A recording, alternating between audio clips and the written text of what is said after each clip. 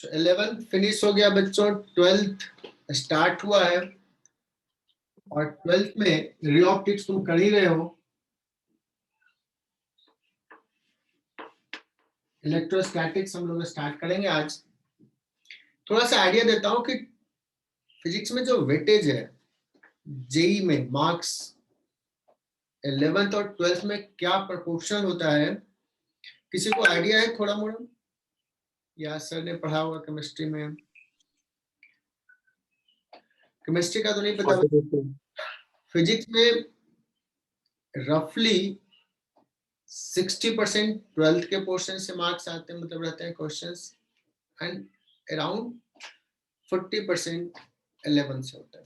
But ये ऐसा नहीं है कि ये हमेशा रहेगा। एक रफ ओवरऑल 10 साल का अगर हम लोग एनालिसिस लें तो ये रहता है, मतलब more than 50% 12th, less than 50% 11th। But ये में ऐसा चेंज भी हो सकता है कि किसी साल 50-50 हो या 55% 11th का हो जाए, हालांकि ये शायद नहीं होता है। जेई के पास कोई ऐसा है नहीं फॉर्मूला कि ऐसा ही करेगा। और 12th के जो चैप्टर्स हैं वो स्कोरिंग भी है, ज्यादा स्कोर भी आएगा। टाइम 11th से कम लगेगा बच्चों।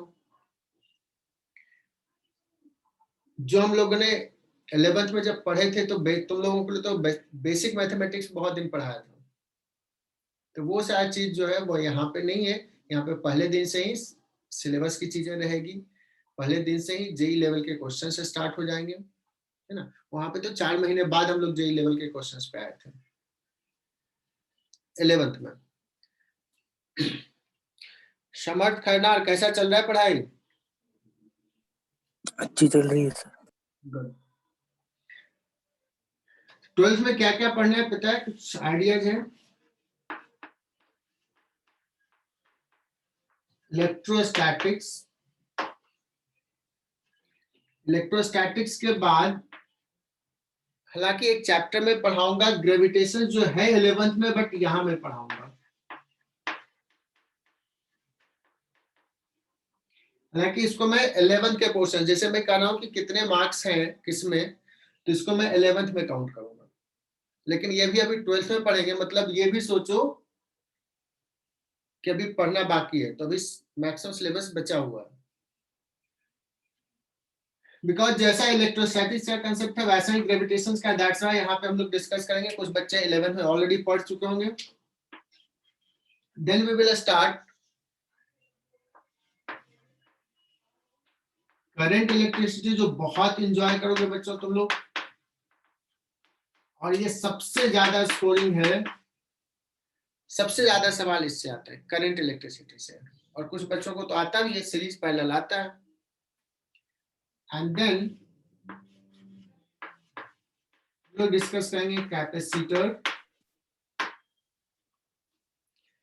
कैपेसिटर का कंसेप्ट और करंट इलेक्ट्रिसिटी का बहुत सारा कंसेप्ट मिलता जुलता है।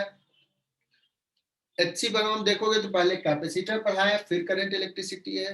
रेजोनेंस में इसको जस्ट उल्टा पढ़ाता है, कोई ज्यादा फर्क नहीं पड़ता है। इसके बाद आ जाता है बच्चों मैग्नेटिज्म।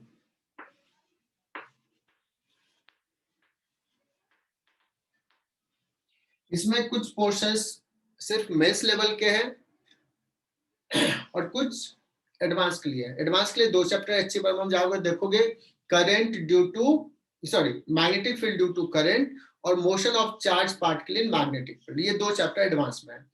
बाकी बार मैग्नेट्स, मैग्नेटिज्म, फेरोमैग्नेटिज्म क्या होता है, डायमैग्नेटिज्म क्या होता है, हिस्टेरेसिस लूप क्या होता है, ये सारा एडवांस में नहीं है, ये हम लोग टाइम के साथ डिस्कस करेंगे। इसके बाद बच्चों आ जाता है EMI, इलेक्ट्रोमैग्नेटिक इंडक्शन। बड़ा इंपॉर्टेंट टॉपिक है ये, रोटेशन जैसा है बच्चों, बहुत वेराइटीज ऑफ क्वेश्चंस इसमें है। इससे रोटेशंस में बहुत वेराइटीज ऑफ क्वेश्चंस बन सकते हैं, वैसा ही यहाँ होगा। And then AC current.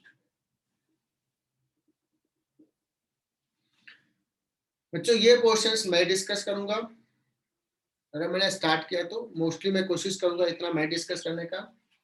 बच्चों दूसरा ट्रैक है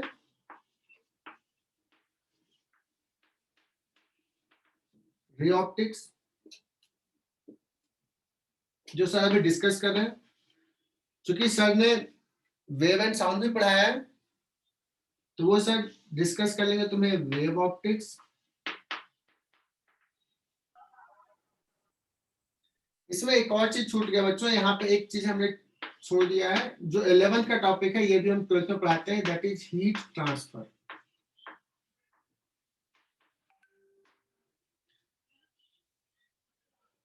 हीट ट्रांसफर में कुछ कंसेप्ट सीरीज पैरेलल का करंट इलेक्ट्रिसिटी जैसा है, इसलिए यहाँ पे पढ़ाते हैं। इसको 11th में पढ़ा देते हैं तो चल जाता है, बट इसको यहाँ पे डिस्कस करते हैं वेव ऑप्टिक्स। एंड देन बच्चों आ जाता है मॉडर्न फिजिक्स।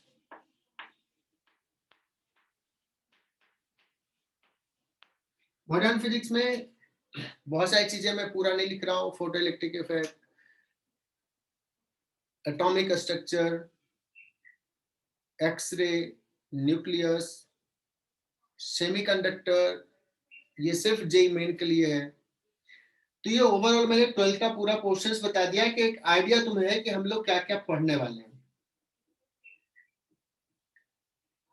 बच्चों ये बड़ा स्कोरिंग है, मॉडर्न फिजिक्स में बहुत स्कोरिंग सब्जेक्ट है, और इसमें टाइम भी कम लगता है, बहुत ज्यादा पढ़ना भी नहीं है। और सबसे अच्छी बात, कोई बताएगा कि अच्छी बात क्या है इसमें? 11th में पढ़ा है सर। 11th में पढ़ा है केमिस्ट्री में, बड़ा बढ़िया। कौन सा बताया? नयन पटेल ने शायद बताया। 11th में केमिस्ट्री में पढ़ा, मतलब दो दो बार पढ़ोगे। एटॉमिक स्ट्रक्चर पढ़ लिया है, फोटो इलेक्ट्रिक इफेक्ट पढ़ लिया है, न्यूक्लियस भी पढ़ लिया है, दोबारा पढ़ोगे, मतलब तुम्हारा सब्जेक्ट भी स्ट्रांग हो जाएगा, और दो दो जगह पे इसके क्वेश्चंस आएंगे, दो बार जगह तुम स्कोर कर सकते हो, तो कितना है? 4 टाइम्स बेनिफिशियल है।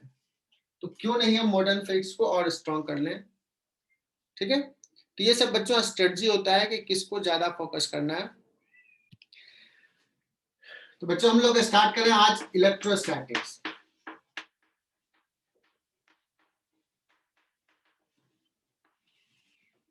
देखो इसमें नाम से ही पता है, electro that is related to charge, और स्टैटिक्स मतलब चार्ज एट रेस्ट। तो इस चैप्टर में हम लोग क्या डिस्कस करने वाले हैं? When charges are at rest, वो क्या प्रॉपर्टी शो करेगा, कैसे फोर्स लगाएगा, किस डायरेक्शन में फोर्स लगाएगा, वो सारी चीजों को हम लोग डिस्कस करेंगे। बच्चों हम लोग जानते हैं कि there are 4 kind of basic forces, जिसमें से कि हम लोग एक बेसिक जो सबसे इंपॉर्टेंट है दैट इज इलेक्ट्रोमैग्नेटिक फोर्स, ये हमने पहले भी पढ़ा है।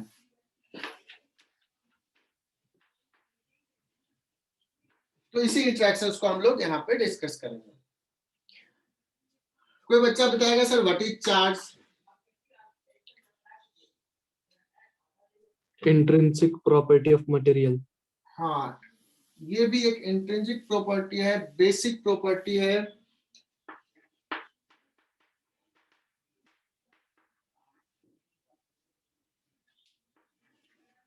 This is attribute as fundamental as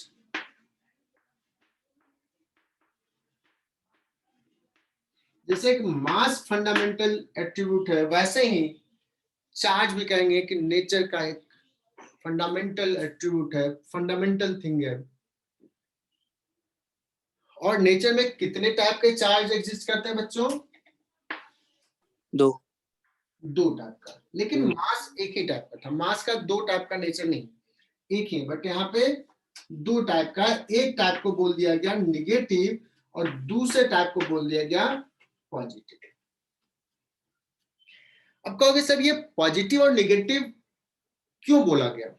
because अगर दोनों टाइप के एट्रीब्यूट्स एक साथ हैं तो ओवरऑल वो बिहेव करता है कि कोई चार्ज नहीं है, मतलब एक दूसरे को नलिफाई करता है, मतलब नेचर एक दूसरे के जस्ट अपोजिट है, दैट्स व्हाई हम उसको पॉजिटिव और नेगेटिव से रिप्रेजेंट कर सकते हैं। Is it clear? अब बात है कि नेगेटिव चार्ज किसको ले, पॉजिटिव चार्ज किसको ले। तो ये कन्वेंशन ले लिया गया, इलेक्ट्रॉन्स के चार्ज को पॉजिटिव ले लिया गया और प्रोटॉन के चार्ज को, सॉरी, इलेक्ट्रॉन्स के चार्ज को नेगेटिव और प्रोटॉन के चार्ज को पॉजिटिव। ठीक है, और ऐसे एग्जांपल तुम लोग 9th-10th में पढ़े होगे कि कैसे आया था। एक प्लास्टिक का बॉडी ले लो, उस पर फर्स्ट से रब करो, या तुम सिंपल सा कॉम्ब लो, हमारे तो हेयर भी नहीं, कैसे दिखाऊं, तो अपने हेयर में कॉम्ब करोगे तो देखते हो कि फिर बाद में कॉम्ब को हेयर के पास ले जाओ तो वो बाल क्या होता है, चिपकते हैं। तो इस फेनोमेना में होता क्या है बच्चों, एक बॉडी से इलेक्ट्रॉन्स ट्रांसफर हो जाता है दूसरे बॉडी में। तो एक में इलेक्ट्रॉन्स का एक्सेस हो जाता है और एक में इलेक्ट्रॉन्स का डिफिशियंसी हो जाता है। जिसमें इलेक्ट्रॉन्स का एक्सेस हो गया, इलेक्ट्रॉन्स ज्यादा है, इलेक्ट्रॉन्स के चार्ज को निगेटिव कहते हैं, तो उस बॉडी पे कहते हैं ओवरऑल निगेटिव चार्ज हो गया। और जिस पे इलेक्ट्रॉन की डिफिशियंसी हो गई है, कम हो गया इलेक्ट्रॉन्स, दैट मींस कहेंगे कि उस पे प्रोटॉन्स ज्यादा हो गया है ना, तो कहेंगे वो पॉजिटिवली चार्ज हो गया। Is it clear? तो मैं ये सारे बेसिक चीजें मैं नहीं पढ़ा रहा हूं, मैं तुम्हें डायरेक्टली बता रहा हूं। यज्ञेश ने पूछा, यस मास इज अफेक्टेड, बहुत बढ़िया सवाल पूछा है बच्चों।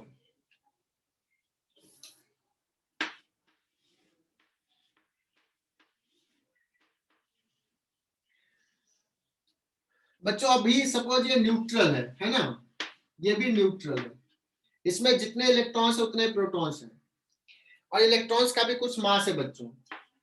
और ये सब तो तुम्हें पता है, मैं क्यों इतना बेसिक में जाकर डिस्कस करूं कि जो एटम है वो किससे बना हुआ, न्यूक्लियस, इलेक्ट्रॉन्स, है ना, इलेक्ट्रॉन्स का कुछ मास होता है। अब इसको रब किया, सपोज यहां से इलेक्ट्रॉन्स निकल के यहां पे आ गया,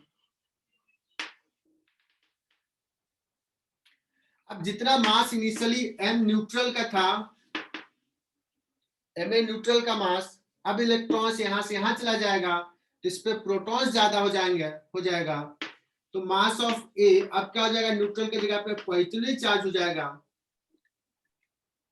तो बताओ क्या एग्जैक्टली दोनों का मास सेम है या थोड़ा डिफरेंट है? डिफरेंट ज्यादा है। किसका ज्यादा है, पॉजिटिव वाले का? न्यूट्रल का ज्यादा। और ये ज्यादा कुछ खास ज्यादा नहीं है, negligible, very slightly negligibly greater ही है ना, वो थोड़ा सा चेंज होगा। और यहाँ पे कहेंगे mass of M B neutral और मास ऑफ एम बी क्या हो जाएगा, निगेटिवली चार्ज, तो किसका मास ज्यादा हो जाएगा बच्चों? नेगेटिवली। तो यज्ञेश तुम्हारा डाउट क्लियर? Yes sir. जरूर ये लिख लेना बच्चों, स्लाइटली ग्रेटर।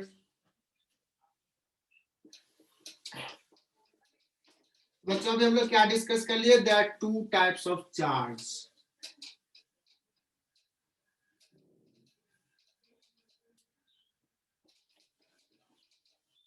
शुरुआत करो, स्लो कर रहा हूं, बट इसमें ये ना थोड़ा सा टफ है, इलेक्ट्रोस्टैटिक्स कंसेप्चुअल है, और ये सबसे बड़ा टॉपिक है बच्चों। जितने टॉपिक्स मैंने लिखे ना उसमें सबसे बड़ा इलेक्ट्रोस्टैटिक्स है, सबसे ज्यादा टाइम इसमें लगेगा, तो थोड़ा पेशेंस रखना, and certainly you will enjoy. ये मैं कर रहा हूं बिकॉज 11th से ज्यादा इंटरेस्टिंग है 12th। मैकेनिक्स इंटरेस्टिंग था, तुम लोग सिंसियर बच्चों, सब अच्छा करोगे।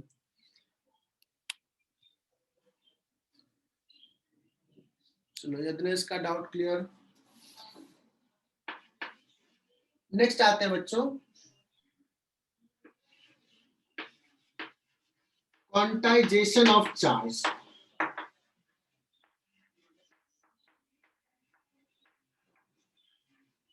पहला पॉइंट, कहोगे सर ये क्या लिखे, क्वांटाइजेशन मीन्स क्या होता है? Charge 12 number multiple. क्वांटाइज्ड।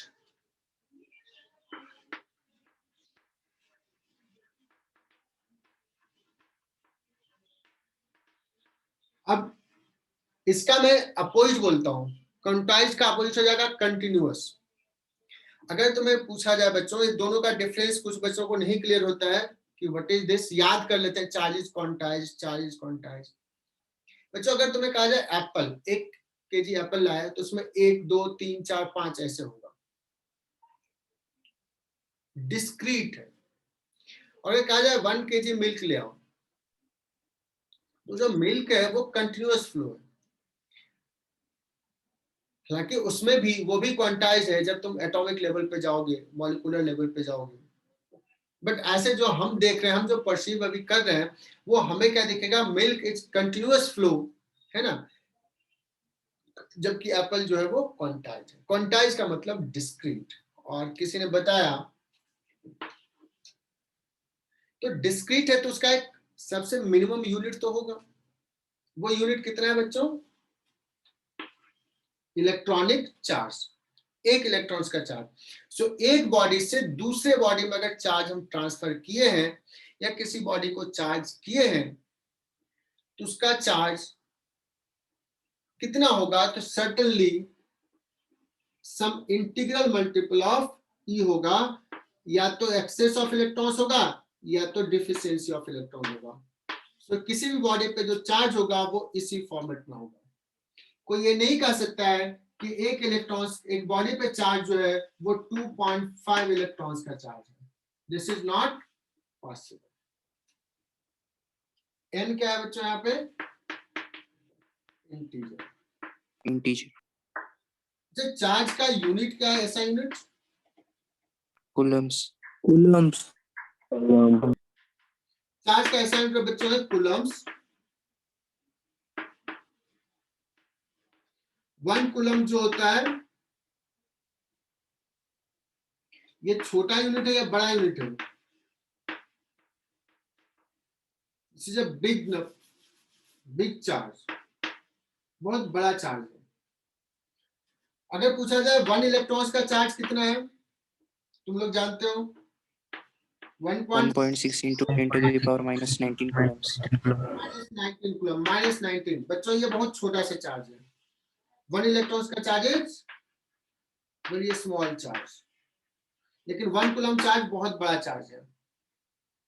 इसलिए अब हम जब भी सवाल करवाएंगे ना, मोस्ट ऑफ द सवाल में हम लोग लेंगे कि किसी भी बॉडी पे चार्ज Q जो है वो सपोज 10 माइक्रो कूलम होगा, या मोस्टली नैनो कूलम में डिस्कस करेंगे। माइक्रो का मतलब समझ में आ रहा है,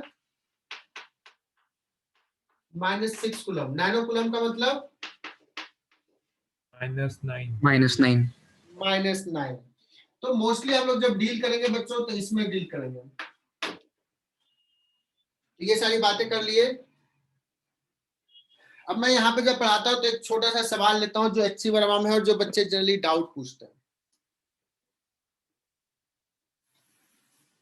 लिखना है बच्चों, ये अश्विन विरानी लिख लिया, अश्विन। हाँ सर।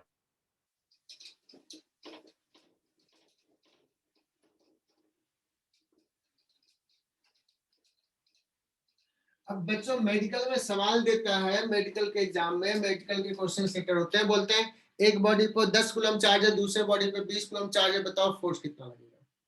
उनको क्या, उनको तो मैथमेटिक्स डाल दिया। अब 20 कूलम का चार्ज रखोगे तो क्या हो जाएगा पता है, बहुत बड़ा चार्ज है। IIT वाले ऐसे नहीं पूछेंगे, ठीक है।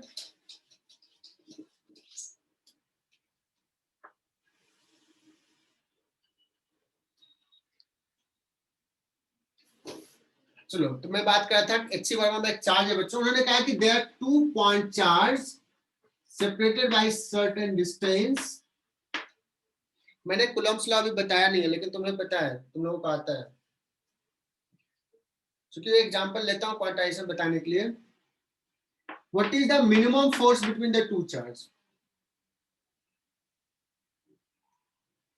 अब मैं डायरेक्टली भी बोल ही देता हूँ, कूलम्स लॉ तुम ही लोगों से पूछ के, क्या होता है कूलम्स लॉ बच्चों? Q1 Q2 upon R square या आर क्यूब? आर स्क्वायर अभी बोल दूंगा, मैं फॉर्मली भी बोल दूंगा।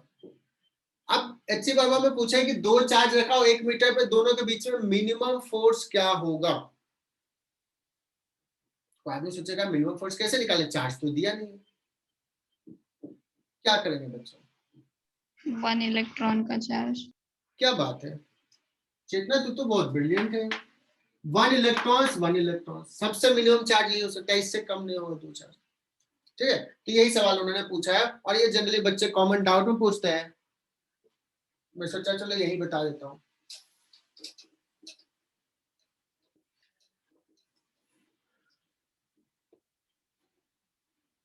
चलो बच्चों दूसरा पॉइंट लिखते हैं। चार्ज का क्वांटाइजेशन बता दिया बच्चों, दूसरा बता रहा हूं चार्ज इज कंजर्व्ड।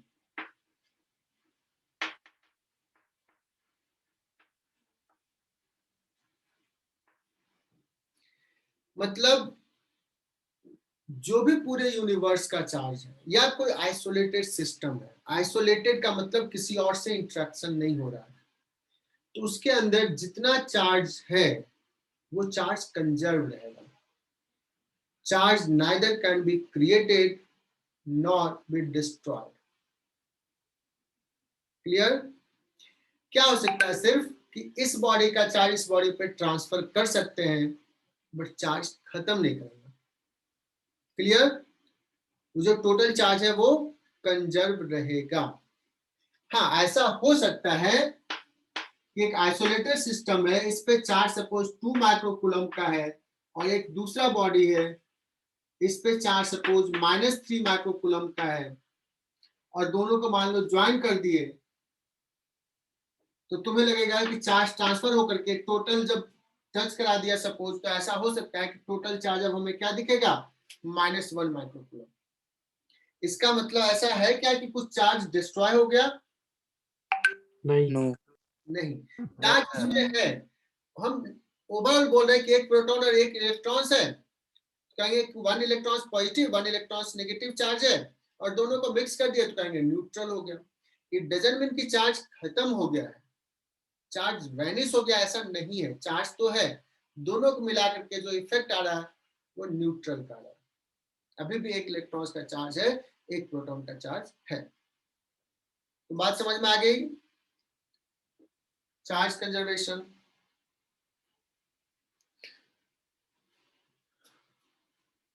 तो मैंने लिखा नहीं बच्चों, तुम लोग खुद से लिख लोगे। तो ये सब छोटी मोटी बातें हैं, हम लोग छोटी मोटी बातों से आगे बढ़ते हैं।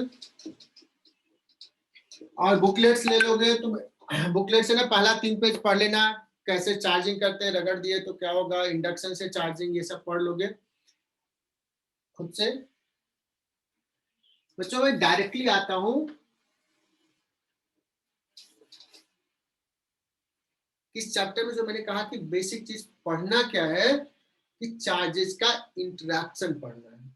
इंटरेक्शन मीन्स एक चार्ज दूसरे चार्ज पे कितना फोर्स लगा रहा है, किस डायरेक्शन में लगा रहा है, और वो फोर्स किस किस फैक्टर पे डिपेंड कर रहा है।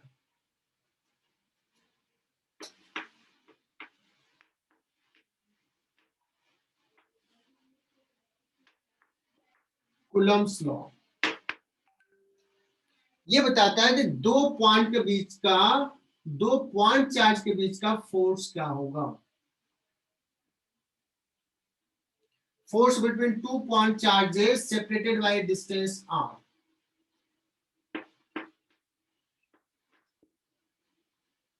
This force is 1 upon 4 pi epsilon naught, एक कांस्टेंट है बच्चों। हालांकि हमें ऐसे बोलना चाहिए कि जो फोर्स है वो चार्ज कितना है उस पर डिपेंड करेगा, Q1 into Q2 डिस्टेंस के स्क्वायर के इनवर्सली प्रोपोर्शनल होता है और एक कांस्टेंट फैक्टर है, ये आ जाता है प्रोपोर्शनलिटी कांस्टेंट। मैं डायरेक्टली लिख दिया। कहोगे सर फोर्स तो वेक्टर क्वांटिटी है।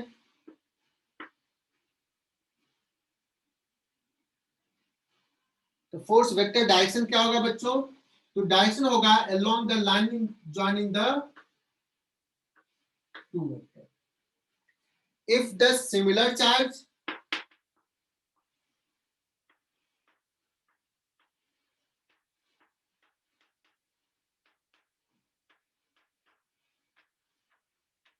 अगर सिमिलर नेचर है बच्चों तो ये रिपल्सिव होगा, मतलब आर के अलोंग होगा, आर का unit vector along the line joining the two charge. और अगर डिसिमिलर नेचर का होगा तो जो होगा वो डायरेक्शन माइनस आर कैप में होगा, दैट इज अट्रैक्टिव होगा। अब देन अपोजिट नेचर का चार्ज है बच्चों। ये बहुत छोटा सा चीज है, इसमें शायद किसी को दिक्कत नहीं होना चाहिए। कोई है दिक्कत क्या? मैंने लिखा भी क्या है, force on Q by capital Q इधर होगा और ये फोर्स लिखा। और समझने के लिए अगर सिमिलर चार्जेस है बच्चों, सिमिलर नेचर का, तो रिपल्सिव फोर्स लगेगा।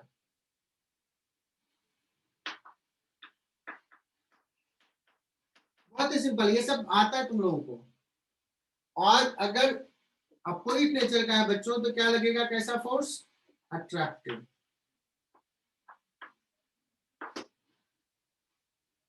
मैग्नीट्यूड यहाँ पे ये जो टर्म देंगे ये मैग्नीट्यूड में लिखेंगे। Now you will say that कि सर ये जो कांस्टेंट है प्रोपोर्शनल कांस्टेंट, ये ऐसा लिखा और ये एप्सिलॉन नॉट क्या है? What is epsilon not? Epsilon not 9 into 10 to the power 9 Newton meters square per coulomb square. बच्चों ये लिख रहा हूं, this is called permittivity of medium.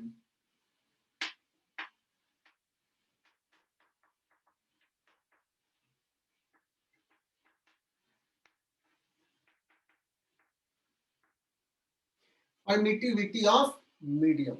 बच्चों बहुत दिन हो गया तो मेरे लेटर्स पहचान गए हो कि नहीं? Handwriting yes sir. बड़ा मुश्किल होता है, नए बच्चों के लिए तो बड़ा मुश्किल होता है, जो नेट ज्वाइन किए उनको तो दिक्कत हो रहा होगा। बच्चों परमिटिविटी ऑफ मीडियम कहोगे सर, परमिटिविटी होता क्या है? यार ये एक प्रॉपर्टीज है स्पेस का जो चार्ज से रिलेटेड है, इलेक्ट्रिसिटी से रिलेटेड एक मीडियम का property, that is called permittivity. Sorry एक चीज यहाँ पे गलती, परमिटिविटी ऑफ मीडियम में एप्सिलॉन नॉट है, sorry permittivity of free space, sorry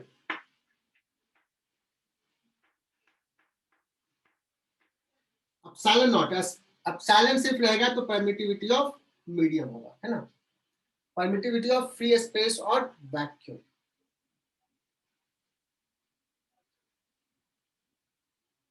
okay और इसका वैल्यू कितना होता है? एप्सिलॉन नॉट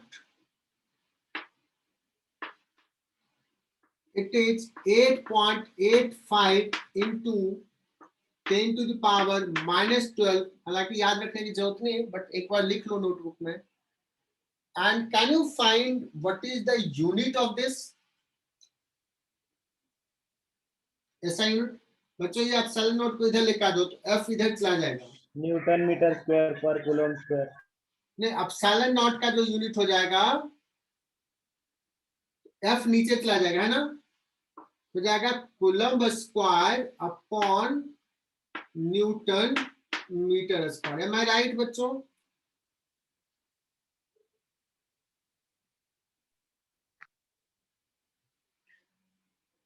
लेकिन ये देखने में बड़ा भयंकर लग रहा है ना। सो 1/4 पाई एप्सिलॉन नॉट का वैल्यू अगर कांस्टेंट, इसको जनरली के लिखते हैं, और के का value if you put this value 4 पाई का वैल्यू पुट करोगे तो ये रफली आ जाता है 9 into 10⁻⁹ और इसका इस पूरे का यूनिट देखा जाए तो जाएगा newton metre square upon coulomb square. तो ये वैल्यूज याद रख लेना, ये वाला।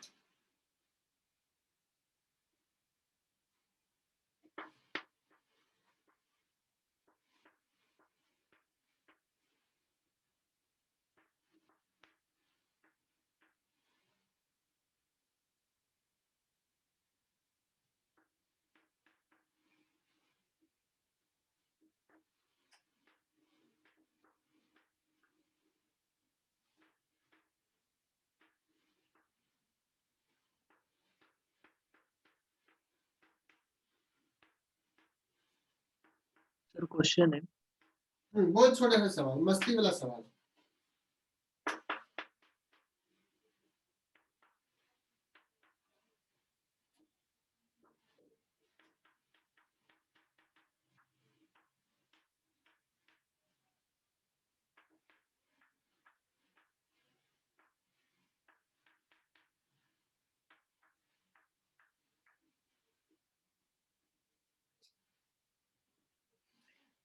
बहुत ही छोटा सा सवाल लिया बच्चों, ये सबसे होना चाहिए, ये मस्ती के लिए सवाल है। There are two charges of magnitude 2 microcoulomb and 5 microcoulomb separated by 10 centimeter. Find force applied by one charge on another charge, on the other charge. फटाफट सॉल्व करो, कितना आएगा मैग्नीट्यूड में?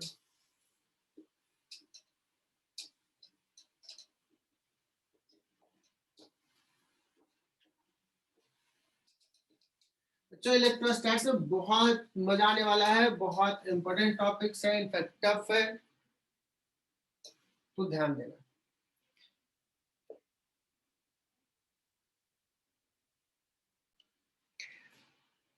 बच्चों एक भी क्लास मिस नहीं करना है, और 12th में अगर सिंसियर हो गया जो बच्चा, मैं कहा था 11th थोड़ा अप डाउन जाता है, 12th में बच्चे सिंसियर हो जाते हैं, और सिंसियर हो गए 12th एक बार स्ट्रॉन्ग हो गया तो 11th का तो फिर से रिवाइज करेंगे, पूरा रिवाइज करेंगे।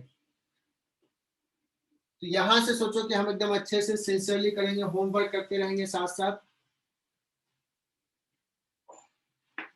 चलो बच्चों, दो चार्ज लिया था बच्चों, 2 माइक्रोकूलम का और 5 माइक्रोकूलम का। ये दुनिया का सबसे आसान सा सवाल। कितने डिस्टेंस से सेपरेटेड है? 10 सेंटीमीटर। पूछा what is the force K Q1 Q2 upon R square. बच्चों ये SI यूनिट में था, 9 × 10⁻⁹ 2 × 5। बच्चों माइक्रोकूलम, माइक्रोकूलम कितना पुट करूं? 10⁻, दोनों को ले लिया -12 अपॉन R कितना है बच्चों? 10 सेंटीमीटर, 0.1 का स्क्वायर। ठीक है ना? ये 10⁻² हो जाएगा बच्चों, ये 9 × 11 और ये 12 और ये -12 गया, कितना बच जाएगा? 9 न्यूटन। नहीं सर, वो स्क्वायर ही भूल गए। अच्छा स्क्वायर ही भूल गई, तो महान काम था। अभी तारीफ न कर दिए तो खुश हो गए एकदम से। चलो कोई बात नहीं, इससे ज्यादा तो मैं करते रहता हूँ मिस्टेक।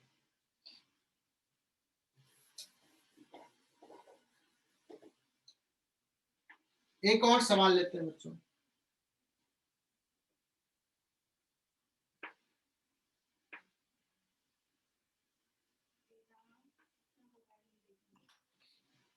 बच्चों एक चार्ज है 2 माइक्रोकूलम का, और एक चार्ज है P.3,4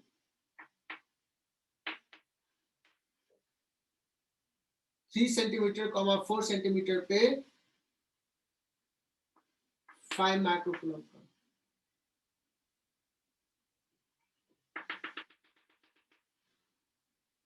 मुझे निकालना है फोर्स F applied by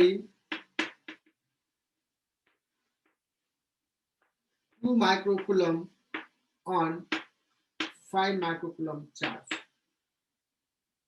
मतलब मुझे something I cap plus something J cap में चाहिए बच्चों।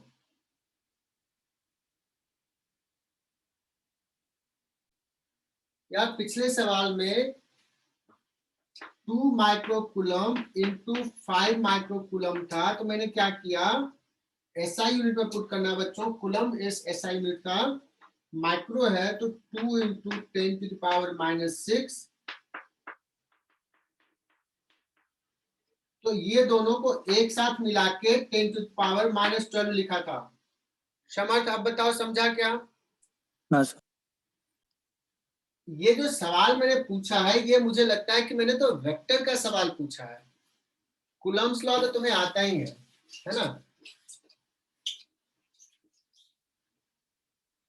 तो अगर ये इस पे कितना फोर्स लगा रहा है बच्चों, फोर्स किधर लगाएगा, इधर। अगर मैं फोर्स का मैग्नीट्यूड पूछूं तो बहुत इजीली बता दोगे कितना मैग्नीट्यूड होगा। के 9 इंटू 10 टू पावर 9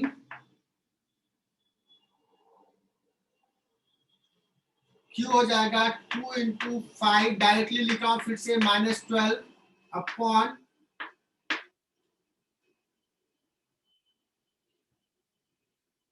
ये डिस्टेंस कितना है बच्चों, 3 स्क्वायर प्लस 4 स्क्वायर 5 स्क्वायर, लेकिन 10 टू सेंटीमीटर है, 10 टू द पावर -4 है ना। सो 1 5 गया 36 18/5 इंटू 10 टू द पावर कितना बच्चों 1, ऊपर चला जाएगा तो कितना आ जाएगा 36 न्यूटन। लेकिन हमें तो 36 पूछा नहीं, हमें तो फोर्स वेक्टर पूछा है बच्चों। तो प्लस आर कैप सर। 36 क्या हो जाएगा 36 इंटू ओपी कैप, ये हो गया ओपी कैप। ओपी कैप क्या है वो भी तुम्हें आता है, 36 into 3i cap plus 4j cap, ये हो गया बच्चों ओपी वेक्टर और divided by 5। Are you getting my point.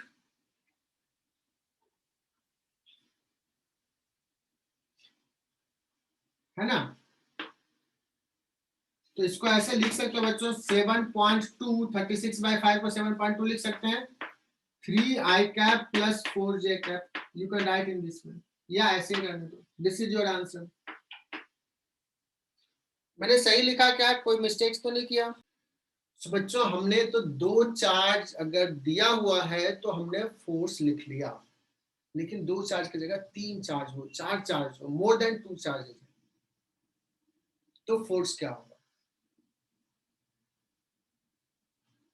तो कूलम्ब्स लॉ क्या बताता है बच्चों, कूलम्ब्स लॉ बताता है 2 पॉइंट चार्ज के बीच में कितना फोर्स लगेगा, और न्यूटन थर्ड लॉ से एक जितना इस पे लगाया दूसरा उस पे उतना अपोजिट डायरेक्शन लगाएगा, ये बताने की जरूरत नहीं है।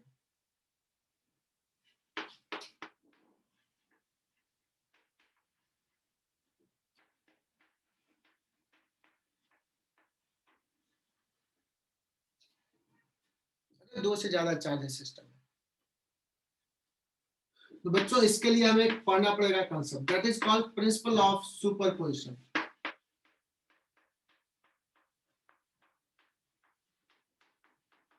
और ये तुम लोगों ने थोड़ा सा आइडिया इसका लिया था एसएचएम में, प्रिंसिपल ऑफ सुपरपोजिशन। यहाँ पे मैं थोड़ा और डिटेल में डिस्कस करूंगा।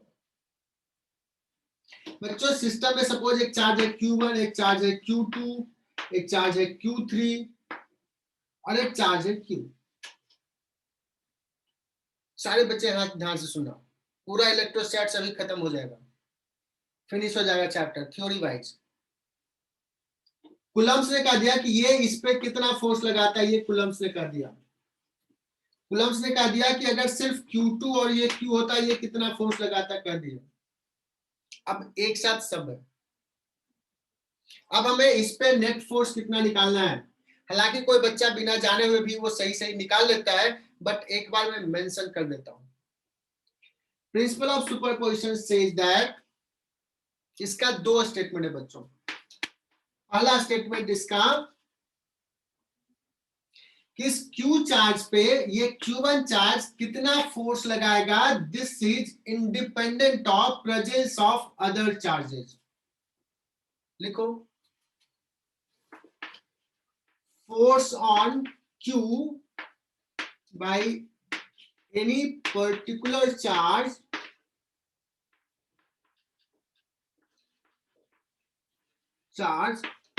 let's Q1 is independent of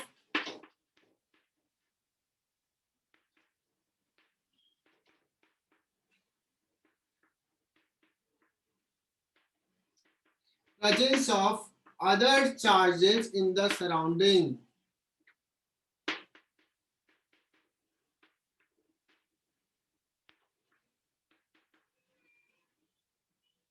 बच्चों बहुत इंपॉर्टेंट है ये, बहुत सारे टीचर्स बताते भी नहीं है, बिना बताए भी हम भी बता सकते थे, बट मैं मेंशन कर देता हूं।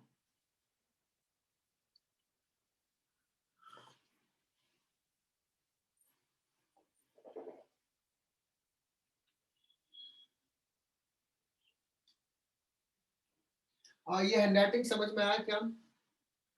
फोर्स ऑन क्यू मतलब किसी एक charge by any other particular charge, let's Q1, कोई भी charge is independent of presence of other charges in the surrounding.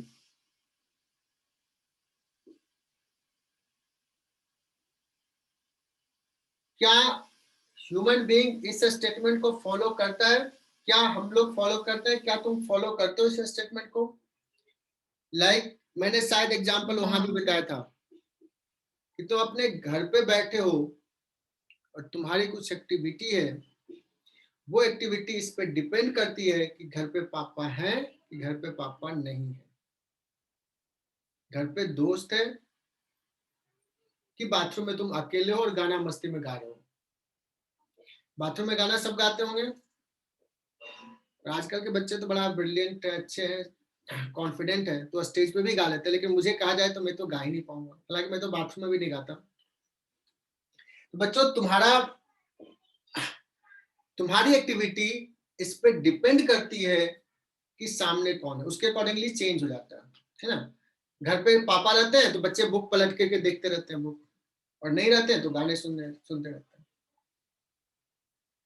Piyush Chandwani सही बता रहा हूं ना? Yes sir. चेंज होता है कि नहीं? मम्मी के सामने कुछ होता है, मम्मी चली गई तो लैपटॉप में कुछ और चलते रहता है, मम्मी आई तो स्क्रीन अल्ट टैब करके चेंज हो गया। रितेश करते हो क्या ऐसा? दिल से बताना यार, झूठ मत बोलना।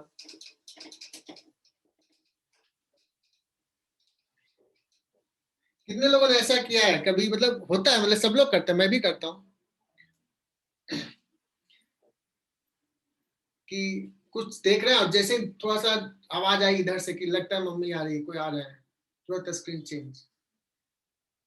देखो ईमानदारी से लोगों ने हाथ उठाया। लक्षिका लेकिन तूने मुझसे प्रॉमिस की है कि 12th में बहुत अच्छा करूंगी, याद हाँ है? Sir.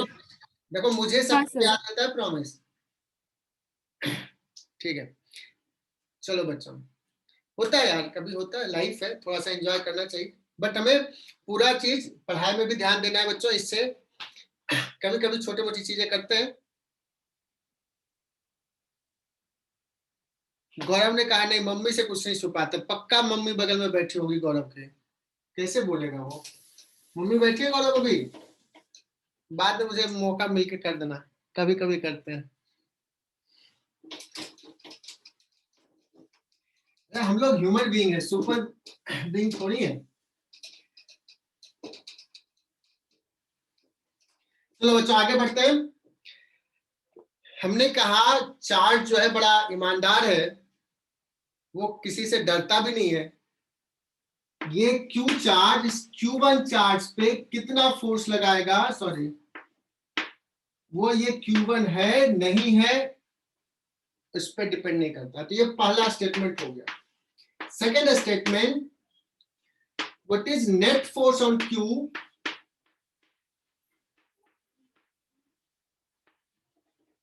Net force on Q will be vector summation of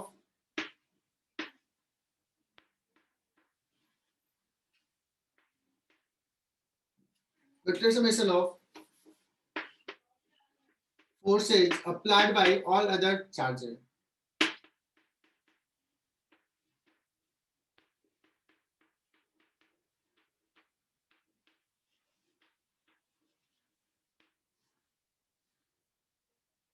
ठीक है, तो देखो यही तो हमें पढ़ना था इलेक्ट्रोस्टैटिक्स में। कि एक फोर्स दूसरे फोर्स पे कितना चार्ज लगा है, चार्ज का डिस्ट्रीब्यूशन है, किसी पे कितना फोर्स लग रहा है, इंटरेक्शन क्या है, और हमने थ्योरी बता दिया। कूलम्स ने पहला प्रॉब्लम सॉल्व कर दिया, एक पॉइंट चार्ज दूसरे पे कितना फोर्स लगाता है, और प्रिंसिपल ऑफ सुपरपोजिशन का दो स्टेटमेंट बता रहा है कि इस पे फोर्स निकालना है, तो ये कितना लगा रहा है, ये कितना लगा रहा है, ये कितना लगा रहा है, कूलम्स लॉ से लिखे। और हमने 11th में बहुत मन से वेक्टर पढ़ा था बच्चों, सारे वेक्टर का summation F1 F2 F3 vector का समेशन करने आता है, और हमारा इलेक्ट्रोस्टैटिक चैप्टर फिनिश है कि नहीं। हाँ सर। एक्चुअली ये स्टेटमेंट मैं बता रहा हूँ, बहुत अच्छी बुक है, बहुत फेवरेट बुक है मेरी, दैट इज, उसका नाम है ग्रिफिथ। जब मैं आईआईटी में गया था फर्स्ट ईयर में तो ये बुक मुझे मिली थी, और मुझे बहुत पसंद आई, बिकॉज कुछ क्वेश्चंस जो मुझे जेई के प्रिपरेशन के दौरान बहुत परेशान करते थे कि क्या होगा आंसर, और टीचर से तो कभी डर से पूछते भी नहीं थे, पास में कभी गए नहीं टीचर के, तो वो बुक पढ़ाते तो दो चार बड़े मुश्किल सवाल वो सॉल्व किया था, इसलिए बड़ा फेवरेट सवाल है, और उसी का थ्योरी मैं ये बोल रहा हूँ, उन्होंने ऐसे ही लिखा है, कूलम्ब्स लॉ लिख दिया, प्रिंसिपल ऑफ सुपरपोजिशन लिख दिया, that's this is the theory of electrostatics, finish. चलो लेकिन कुछ सवाल करते हैं बच्चों, इसी को अब हम कितना बेहतर तरीके से, कितना सिस्टमैटिक तरीके से समझेंगे, कैसे निकालेंगे, बिकॉज ये वेक्टर समेशन आर्बिट्रेरी निकालना आसान तो है नहीं, सो डिफरेंट केसेस के लिए, स्पेशल केसेस के लिए डील करेंगे, और ये बहुत बड़ा चैप्टर है बच्चों, बहुत सारी थ्योरी बचा हुआ है।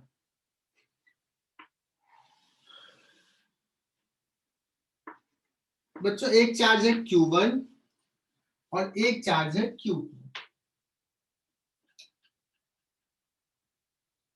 और बच्चों इसके बीच का डिस्टेंस है लेट्स A, इसके बीच में एक चार्ज रखूं स्मॉल q का, और तुम्हें निकालना है what is x so that net force on q should be 0।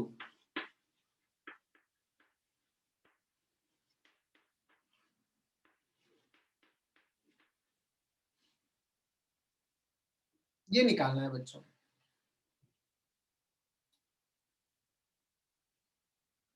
ठीक है ना। एंड अगर ऐसा है नेट फोर्स ऑन q 0 कर रहे हैं, तो सर्टेनली Q1 एंड Q2 का नेचर के बारे में पूछ रहा हूं बच्चों, कौन कौन सा ऑप्शन हो सकता है।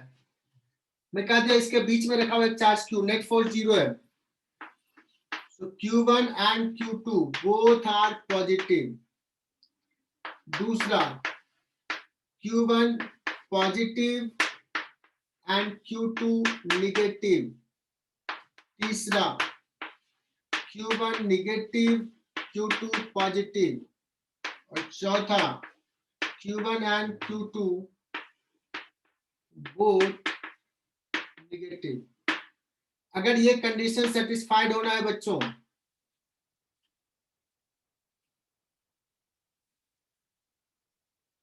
तो इसमें कौन सा पॉसिबल ऑप्शन है।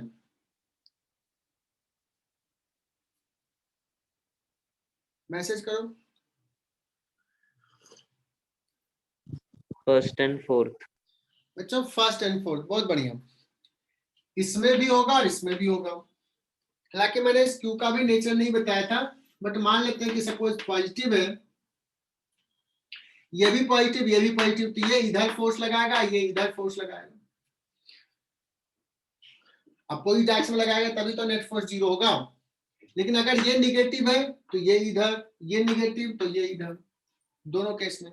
लेकिन ये पॉजिटिव और ये निगेटिव, तो नेट फोर्स इधर हो जाएगा बच्चों, 0 होने का सवाल ही नहीं है, दोनों का डायरेक्शन सेम हो जाएगा। So first and fourth।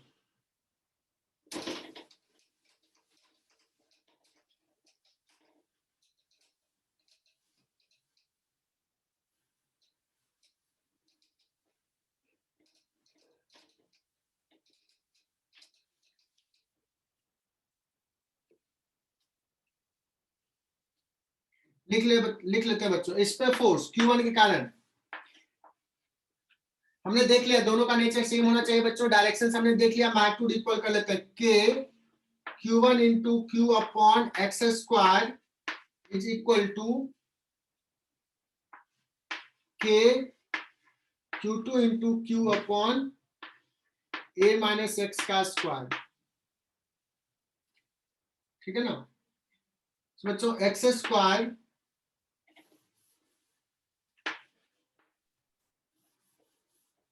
यहां से ले लेते हैं, a minus x upon x का square is equal to q2 by q1 a by x minus 1 equal to root q2 by q1। दोनों का नेचर सेम ले रहे हैं बच्चों, अपोजिट ले रहे हैं। This implies x is equal to a upon 1 plus root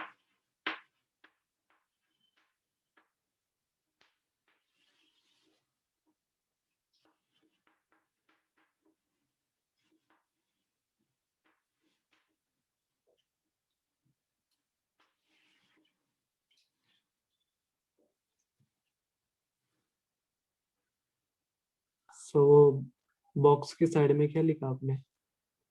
और डिस्टेंस फ्रॉम q1, ये x जो था वो कहां से डिस्टेंस लिया था, q1 से। सर वो a माइनस एक्स कैसे आया बताओ ना। अरे ये स्क्वायर का हटा दिया, रूट कर दिया, a बाई एक्स माइनस 1। ये तो 11th वाला बच्चा कैसे है, सही लिखा ना, गड़बड़ तो मैंने नहीं लिखा। सार्थक सही लिखा क्या? हाँ सर।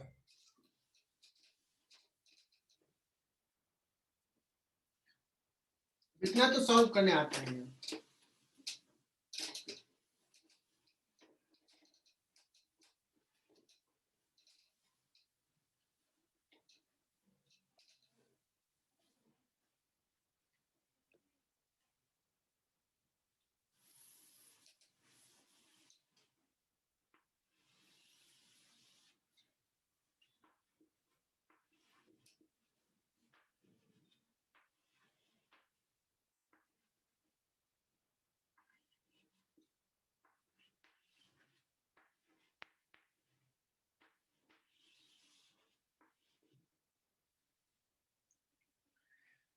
जो दो चार्ज लिया Q एंड Q, दोनों सिमिलर नेचर का, और ये Q है माइनस निगेटिव अपोजिट नेचर का।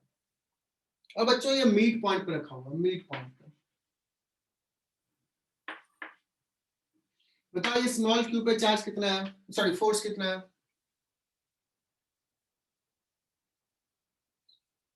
0। 0, सिंपल था 0।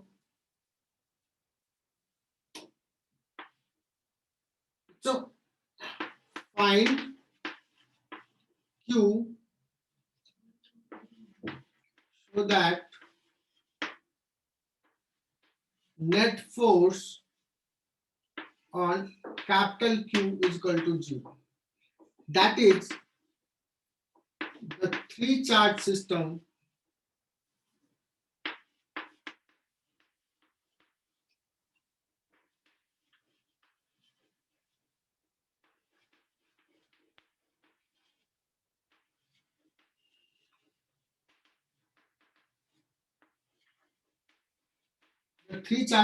remain in equilibrium.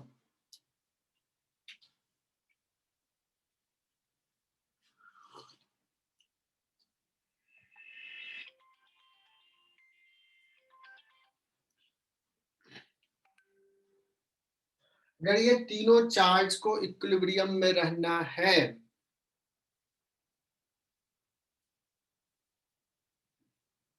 इस तीनों चार्ज को इक्विलिब्रियम में रहना है, सर 2q तो कितना होना चाहिए चार्ज स्मॉल q?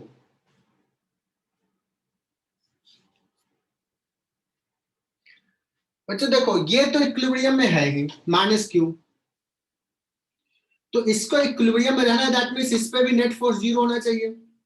और इस पे फोर्स कौन कौन लगा रहा है बच्चों? इसमें फोर्स लगा रहा है माइनस क्यू किधर, इधर, चूंकि अपोजिट नेचर है और ये सिमिलर नेचर का है। ये सपोज F2 लिख दिया और ये क्यू लगा रहा है इधर F1।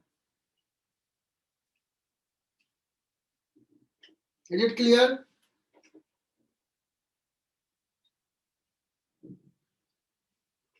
तो दोनों force F1 equal to F2 होना चाहिए कि नहीं? F1 क्या आ जाएगा, के क्यू इंटू क्यू अपॉन ए स्क्वायर, और F2 कितना हो जाएगा बच्चों, के Q into small Q by A by 2 का स्क्वायर। सो स्मॉल क्यू कितना हो गया बच्चों,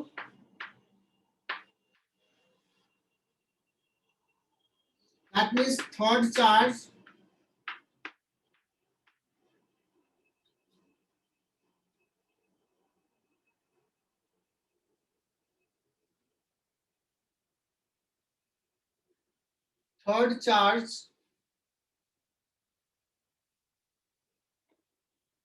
should be equal to minus q by 4 and it should be placed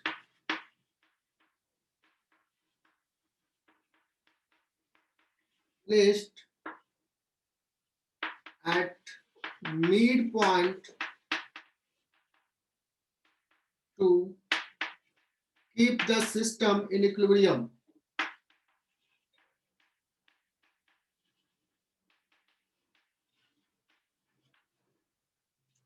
Keep the system in equilibrium.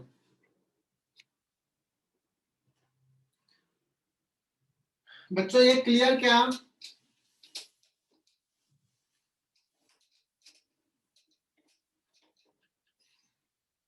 Clear ना? Yes, sir.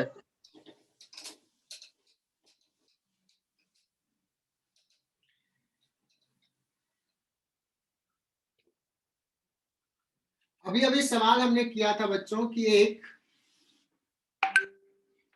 Q1 है और एक Q2 charge है और इसके बीच में कौन सा पॉइंट है, यहां से x क्या था, इस पॉइंट पे चार्ज रखें तो नेट फोर्स 0, इजंट इट? अब इरोडोव में एक सवाल दिया बच्चों, ये x हमने निकाला था ना, कितना निकाला था x, ये मान लो डिस्टेंस a और b है, दिया था AB divide by 1 plus root Q1 से डिस्टेंस है तो Q2 अपॉन Q1, या ऐसे भी कर सकते हैं बच्चों, Q1 से डिस्टेंस है तो root Q1 AB upon root Q1 plus root Q2। Am I right बच्चों? Yes sir. अब देखो ये इरोडोव का सवाल है बच्चों, इरोडोव का देखो वो कितना परेशान करता है। इसी सवाल को उन्होंने पूछा है जो हालत खराब कर देता है बच्चों को, कि बच्चों एक चार्ज Q1 है जो R1 पोजीशन पे है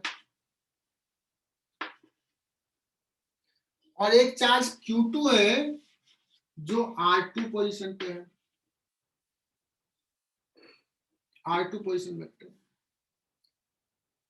Where the third charge should be placed, what should be the position of the third charge R, so that net force on Q, third charge will be 0.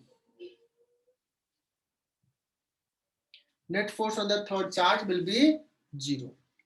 R1 vector R2 vector दिया हुआ है, R vector निकालना बच्चों, Q1 Q2 दिया हुआ है।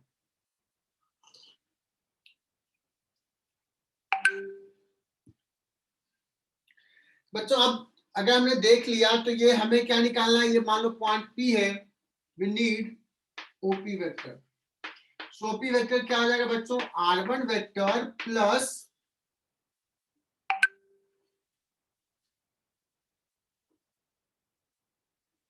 AP vector,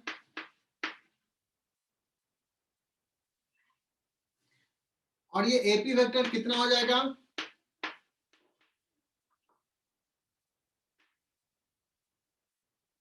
AP vector this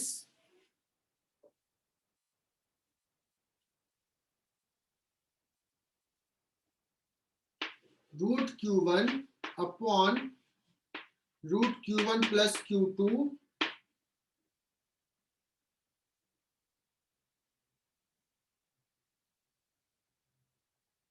into AB, ये हो गया distance into AB vector divide by AB। Am I right बच्चों? Unit vector x into unit vector in that direction. बच्चों यहां तक clear? x into A B cap ये है, हमने वेक्टर बहुत मन से पढ़ाया था, मैंने कहा वेक्टर का ही टेस्ट हो रहा है। ए बी और ए बी जाएगा, क्या बचेगा बच्चों? Root Q1 plus Q2, root Q2 sorry यहां पे ऐसे था, into R1 vector plus root Q2 root Q1। A B vector क्या है बच्चों? R2 vector minus R1 vector divided by root Q1 plus root Q2।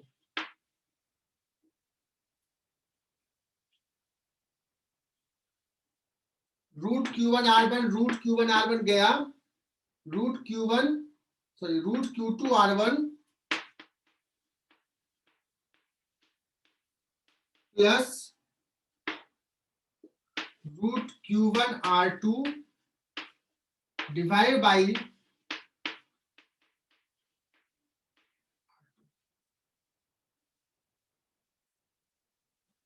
बच्चों ये समझ में आया क्या?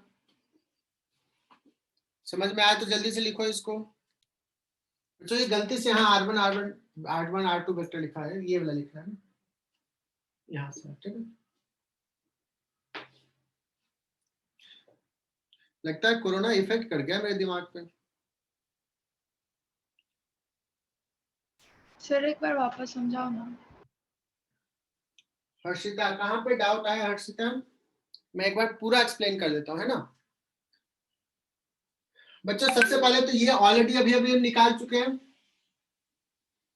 इससे आगे बढ़ूं या इसको फिर से एक्सप्लेन करूं? ये वाला, ये दोनों के बीच का डिस्टेंस AB है, तो Q1 Q2 कहां पे चार्ज रखें कि इस पे नेट फोर्स 0 है? तो वो ये डिस्टेंस जो आया था वो इतना आया था, इसी को हमने ऐसे लिख लिया। हर्षिता पहले ये बता दो, इज इट क्लियर? ये पिछला सवाल sir. किया था, पिछला सवाल में। आना शुक्ला, इज इट क्लियर कि ये कहां से लाया? बस 2 सवाल पीछे करवाया था ये। यस। अब बच्चों ये पूछा यहाँ पे कि हम किस पॉइंट पे चार्ज रखें कि नेट फोर्स 0 है, तो ये डिस्टेंस हमने निकाल लिया, बट उसने पूछा ये पोजीशन वेक्टर R, और दिया क्या है ना, ये दिया है और ये डिस्टेंस भी नहीं दिया है, वो दिया है R1 वेक्टर, ये दिया है Q1 चार्ज का पोजीशन वेक्टर, Q2 चार्ज का पोजीशन वेक्टर। पहले सवाल लिख लो, find position vector of third charge so that it will experience 0 force.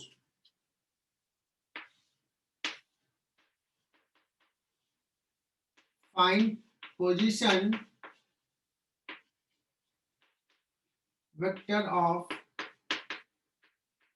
Third charge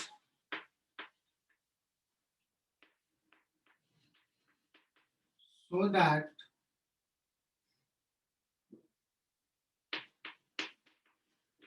it will experience 0 force। बच्चों सवाल क्लियर?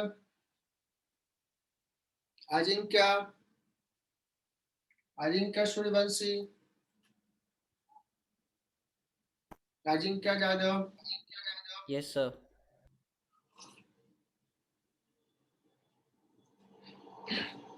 ये अंकित और आदित्य दोनों साथ साथ अटेंड करते हैं, अब दोनों नाम लिखने लगे नहीं?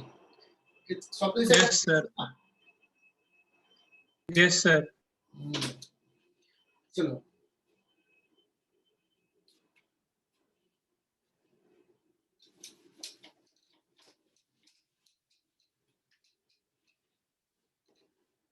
ऐसा तो नहीं प्रॉक्सी तुम लोग लगाते हो। कहीं बोलेगा अंकित यार आदित्य तू अटेंड कर लेना, मेरा नाम भी लिख देना। No sir. चलो बच्चों, तो हर्षिता देखना, मुझे ये वेक्टर निकालना, ओपी वेक्टर, और ट्रायंगल रूल से जब हमने बहुत साल पहले पढ़ा था बचपन में, ये ओपी वेक्टर क्या होगा बच्चों? OA vector plus AP vector. OP vector is OA vector plus AP vector. R1 plus AP क्या है बच्चों? एक्स, और इस डायरेक्शन का यूनिट वेक्टर। देखो ये x लिखा है इनटू इस डायरेक्शन का यूनिट वेक्टर। तो यूनिट वेक्टर कैसे लिखते हैं? Vector upon its magnitude. तो ये ए बी और ए बी चला जाएगा, ए बी वेक्टर रह गया। और ए बी वेक्टर है क्या बच्चों? तो R2 vector minus R1 vector. बस इसको लिख लिया, बस समझ में आ गया। लास्ट में तू भी ये लिख ले और आ जाएगा तुझे समझ में हर्षिता। तो चलेगा? Yes sir. चलो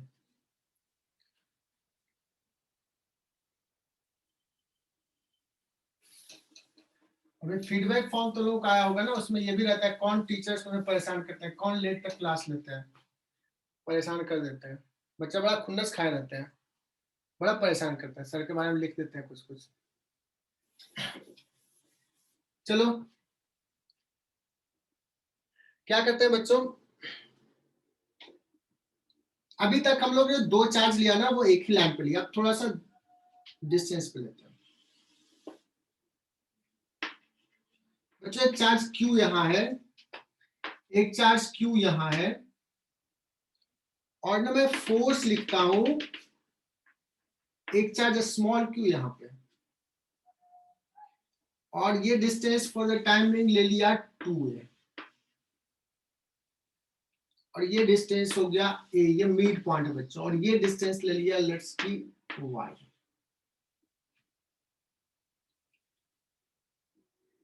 मुझे net electric force on q निकालना है।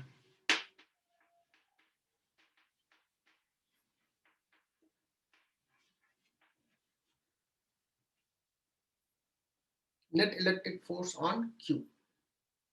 बच्चों बेसिक सवाल है, कोई अभी एग्जिट मत करना। देखो एक और गया, एक विकेट और गिरा, 2 विकेट, 61। चलो एक आ गया बच्चों। ये Q चार्ज इस पे कितना फोर्स लगाएगा? तो देखो ये Q चार्ज इस पे फोर्स इधर लगाएगा बच्चों, इधर। लेट्स ये फोर्स लगाया है F1 मैग्नीट्यूड में। मेरे पास दूसरा कलर है लेकिन तुझे तो पता नहीं चलेगा।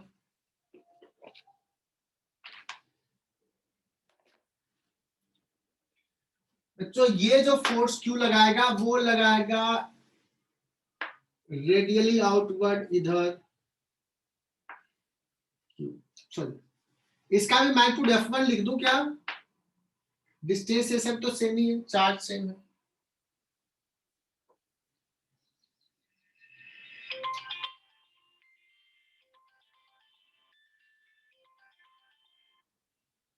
और अगर सपोज ये एंगल थीटा है,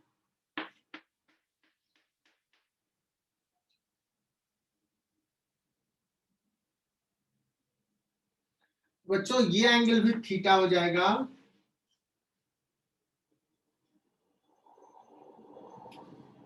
ये पैरेलल लाइन ना, ये एंगल थीटा, और ये एंगल थीटा है तो ये एंगल भी theta.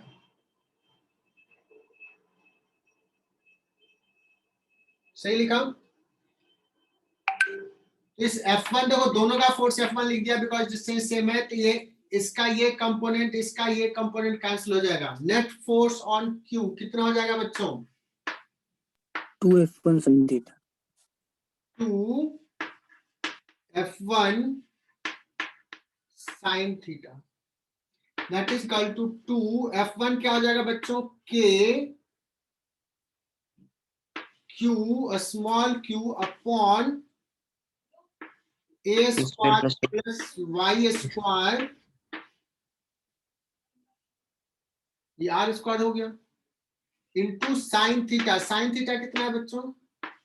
y upon a square plus y square का root.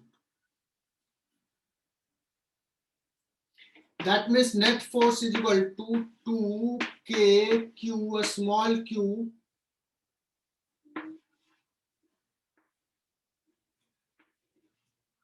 y upon a square plus y square to the power 3/2.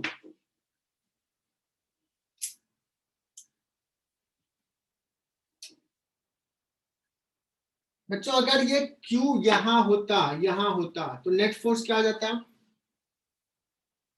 0. 0। इस एक्सप्रेशन में वाइज करूँ 0 पुट कर दो, आ जाएगा। और ऐसे तो देख ही लिया, ये बहुत दूर होता, बहुत दूर तो भी 0 होता, बिकॉज ये बहुत दूर होगा तो r बड़ा हो जाएगा तो फोर्स 0। और एक्सप्रेशन में भी पुट कर दोगे तो ये बहुत बड़ा नंबर हो जाएगा, इसको नीचे लेके आ जाओ, ठीक है ना, तो भी फोर्स 0। बच्चों यहाँ पे 0, लार्ज डिस्टेंस पे 0 और इधर कुछ है, मतलब फोर्स यहाँ 0 से बढ़ा होगा, इंक्रीज हुआ होगा, कहीं मैक्सिमम होगा, फिर डिक्रीज होकर 0 हुआ होगा। That means there exists some y for which force will be maximum. That means force is function of y. Find y for which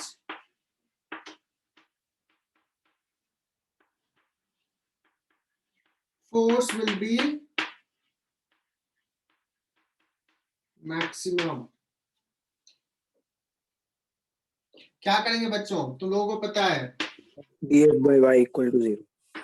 तो df upon dy. y मतलब d upon dy of f that is equal to 0.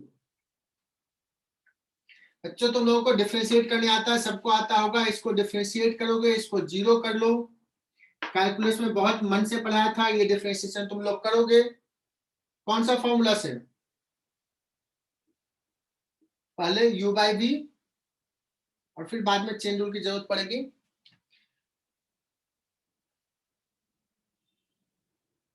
और ये answer आएगा बच्चों, इसको करने के बाद मैं डायरेक्टली आंसर लिख देता हूं। You will get y is equal to a by √2। और बच्चों इसको याद कर लो, आज का पहला इंपॉर्टेंट चीज, फर्स्ट इंपॉर्टेंट चीज which you have to remember. ये रट्टा नहीं माना, ध्यान दे देना, ये बहुत जगह पे ये लूंगा। और अगर पूछा जाए, सवाल कहीं पूछ दिया, मैंने टेस्ट में दिया कि एफ मैक्स कितना होगा, ये वैल्यू इसमें पुट कर दोगे तो आ जाएगा मैक्सिमम वैल्यू। ये बड़ा इंपॉर्टेंट है बच्चों, ये क्लियर?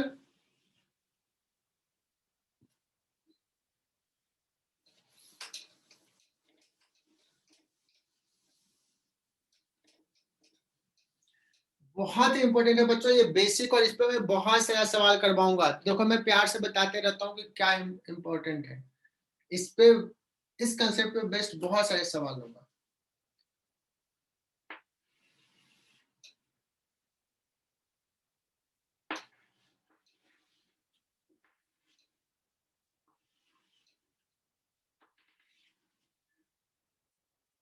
बच्चों ये बताना मुझे कि यहां से y डिस्टेंस पे हमने प्लस q रखा था, अगर ये माइनस q रखा होता तो क्या होता?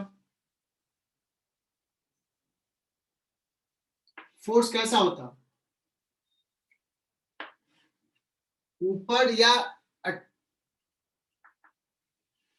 रेस्टोरिंग होता? Attractive.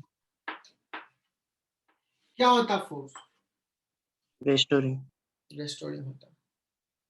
तो बच्चों अगर हमने माइनस क्यू चार्ज रखा तो यहाँ पे रखा, ये ऐसे शिफ्ट कर दिया तो इस पे एक नेट फोर्स सीधा लगेगा। ये चाहेगा चार्ज पार्टिकल को यहाँ लेके आ जाए, और अगर यहाँ आ गया,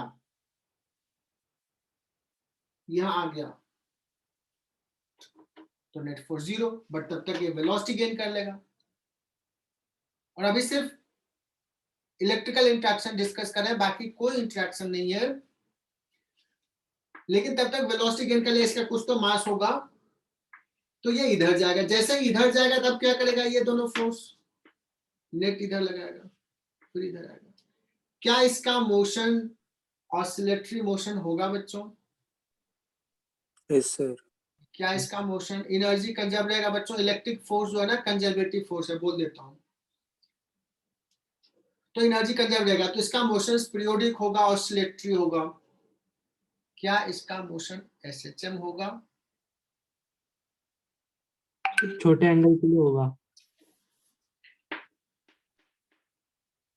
बच्चों इसका मोशन से जो फोर्स है ना, ये बड़ा कॉम्प्लिकेटेड है, बड़ा डरावना है। कितना डरावना है ये।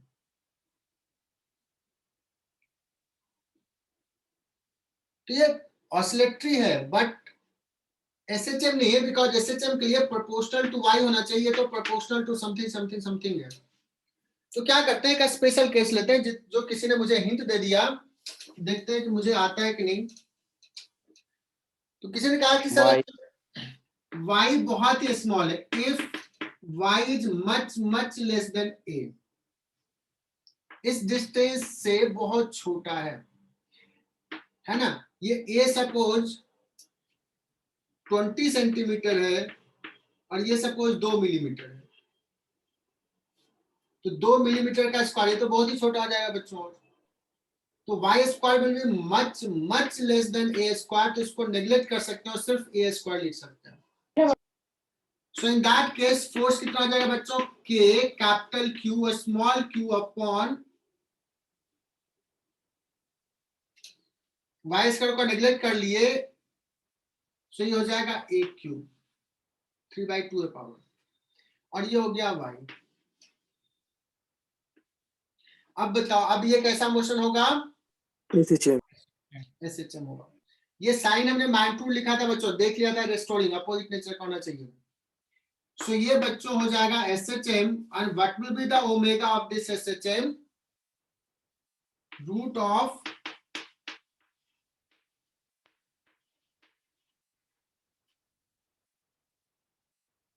क्लियर यहां तक। एसएचएम कब होगा, अब सवाल पूछता है बच्चा, रट्टा मार लेता है, दिया जाता है इसको माइनस क्यू को ना यहां से r/2 डिस्टेंस पे ले जाके छोड़ दिए, ये मोशन कैसा होगा, एसएचएम होगा या ऑसिलेटरी होगा? दो में से एक ही ऑप्शन चूज करना है।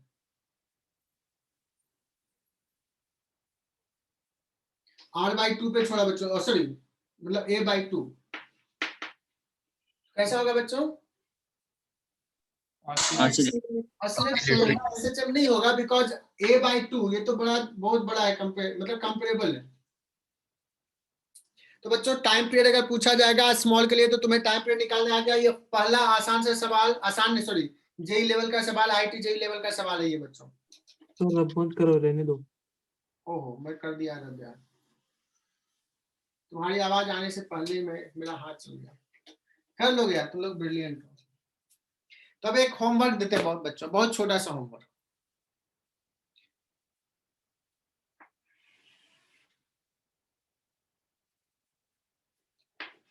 बच्चों ये क्यू चार्ज है और ये भी क्यू चार्ज है, और अगर यहाँ पे प्लस क्यू चार्ज रखा था और इसको इधर शिफ्ट किया था, तो ये ऑसिलेटरी था क्या? इसको थोड़ा सा शिफ्ट कर दिया, प्लस क्यू, ये और ये सेम नेचर का नो सर। नहीं था। माइनस क्यू था, अगर इसको शिफ्ट किया इधर तो ये ऐसे चेंज करेगा। अब क्या करता हूं मैं, प्लस क्यू ही चार्ज रखा, लेकिन इसको ना इधर नहीं एलोंग शिफ्ट कर दिए। यहाँ पे कितना डिस्टेंस, x डिस्टेंस, किधर शिफ्ट कर दिया बच्चों, यहां से x इधर। अब इस पे फोर्स लिखना है बच्चों, इस क्यू पे इक्विलिब्रियम पोजीशन से, मीन पोजीशन से, it is shifted distance x this side, what is the force on this f, and if x is much much less than a, तो क्या ये एसएचएम करेगा, और एसएचएम करेगा तो इसका ओमेगा डैश क्या होगा।